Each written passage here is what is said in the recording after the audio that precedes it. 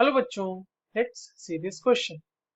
हमारे पास D two deoxy glucose का रिएक्शन कराया जा रहा है पीएच एनएच एनएच टू से, यानी कि फिनाइल हाइड्रोजीन से, और एक तरफ D three D oxy glucose का रिएक्शन फिनाइल हाइड्रोजीन से कराया जा रहा है और पूछा जा रहा है कि the sum of total number of moles of phenyl hydrazine used in A and B are dash. मतलब ए और बी में कितने कितने मोल्स यूज होंगे उनको हमें जोड़ के बताना है। ठीक है, तो चलिए इस क्वेश्चन को सॉल्व करते हैं बच्चों। सबसे पहले तो ये देखते हैं कि इस क्वेश्चन को सॉल्व करने के लिए हमें कौन से की कॉन्सेप्ट की जरूरत होगी। देखिए, यहाँ पर हमारे पास सीधा सीधा एक रिएक्शन दिया हुआ है जो कि फिनाइल हाइड्रोजीन के साथ है। ठीक है, जो कि डीऑक्सी ग्लूकोज यानी 2 और 3 डीऑक्सी ग्लूकोज का हमारा रिएक्शन है। तो रिएक्शन विद फिनाइल हाइड्रोजीन ही हमें पता होना चाहिए कि कैसे होता है ग्लूकोज मॉलिक्यूल का, तभी हम इस क्वेश्चन को सॉल्व कर पाएंगे। ठीक है, एक तो ये बात हो गई। दूसरी बात जो हमें पता होनी चाहिए वो ये होनी चाहिए पता कि this is basically about the formation of osazone. Osazone formation के बारे में ये है। ठीक है, ओसाजोन फॉर्मेशन। देखिए, जो पहला मॉलिक्यूल है ना बच्चों हमारे पास, उसमें कैसे रिएक्शन होगी पहले वो समझते हैं। पहले मॉलिक्यूल में यहाँ पे CHO ग्रुप है, फिर ये इस तरह से है, यहाँ CH2OH है, इधर OH H OH H H OH, और यहाँ पे दोनों पे HH ही है, इसीलिए इसको 2 डीऑक्सी ग्लूकोज कहा गया है ना। क्योंकि दूसरे पोजीशन पे हमने क्या किया है, डीऑक्सी मतलब वहां पर से जो हाइड्रोक्सिल ग्रुप है वो हटा दिया है। तो डीऑक्सी डीऑक्सी ग्लूकोज।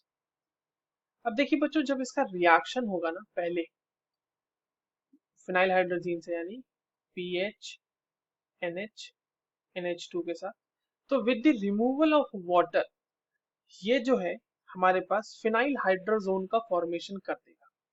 ठीक है, और वो फिनाइल हाइड्रोजन का स्ट्रक्चर कैसा होगा बच्चों, CH डबल बॉन्ड NH, इस NH से जुड़ा हुआ होगा, सॉरी NH लिख दिया मैंने यहाँ, N, इस N से जुड़ा हुआ होगा NH C6H5, और ये हमारा जो है मॉलिक्यूल बाकी तो ऐसा ही रह जाएगा। ठीक है, पूरा का पूरा जहाँ पे OH था वहां पे OH है, जहाँ पे H है वहां पे H है, वैसा का वैसा बचा रह जाएगा। तो इसको पहले ड्रॉ कर लेते हैं। तो ये हो गया हमारा फिनाइल हाइड्रोजोन। इसका नाम क्या होगा बच्चों, इसका होगा D 2 deoxy glucose phenyl hydrazone. अब समझिएगा, यहाँ पे अगर सेकंड वाले कार्बन पे भी जो हमारा ये वाला कार्बन है, अगर इस पे यहाँ पर एक और OH लगा रहता तो ये रिएक्शन फर्दर होती, मतलब ये मॉलिक्यूल फिर से फिनाइल हाइड्रोजीन के साथ रिएक्ट करता in order to completely form the osazone. But क्योंकि वहां पे OH मॉलिक्यूल की अवेलेबिलिटी नहीं है, इसीलिए इस कार्बन पे फर्दर ऑक्सीडेशन नहीं हो सकता, और इसीलिए अब ये रिएक्शन फाइनल अब मतलब फर्दर नहीं होगी।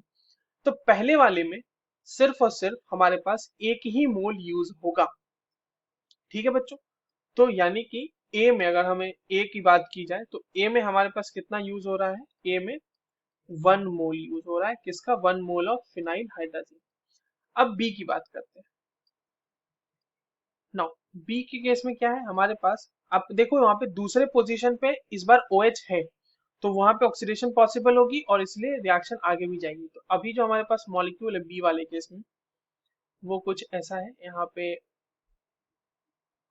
OH H OH H, इस बार थर्ड कार्बन को डीऑक्सीजनेट कर दिया गया, मतलब वहां पर से OH हटा दिया गया है सेकंड कार्बन पे, whereas this time we have OH group. यही है मॉलिक्यूल हमारा, यस यही है मॉलिक्यूल। अब देखिए, इसका जब रिएक्शन हो जाएगा फिनाइल हाइड्रोजन के साथ यानी PHNH NH2 के साथ, तो in the very first step with the removal of water ये बच्चों क्या बन जाएगा, ये वापस से वही, पहले तो फिनाइल हाइड्रोजोन बनेगा C6H5 है ना, यहाँ पर से CH2OH OH H OH H यहाँ पे हाइड्रोजन लग गया है दोनों पे, और यहाँ पे एक OH और एक H।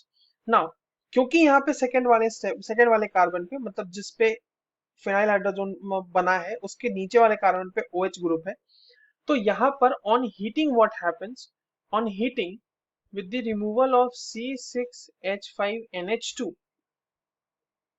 ठीक है, C6H5NH2, what happens कि ये जो है नीचे वाला कार्बन जो होता है वो ऑक्सीडाइज हो जाता है कीटोन में। ये ऑक्सीडाइज हो गया कीटोन में, और बाकी सारा ऐसे ही बच जाता है। CH2OH, ये हो गया, यहाँ पे हाइड्रोजन हाइड्रोजन, यहाँ पे हाइड्रोजन, यहाँ पे OH, यहाँ पे OH और यहाँ पे हाइड्रोजन। अब अगले स्टेप में, in the presence of 2 moles of phenyl hydrogen यानी कि PH NH NH2, अब क्या होगा, कंप्लीट ओसा जोन का फॉर्मेशन हो जाएगा, और वो बच्चों हमें देखने को कुछ ऐसा मिलेगा, NH PH को ही C6H5 भी लिख सकते हैं, तो that is complete on your description कि आप उसको क्या लिखना चाहते हैं। C double bond N NH PH CH2OH, यहाँ OH H OH H और यहाँ पे H। अब ये रिएक्शन फर्दर नहीं होती और इसका नाम हो जाता है D3 डीऑक्सी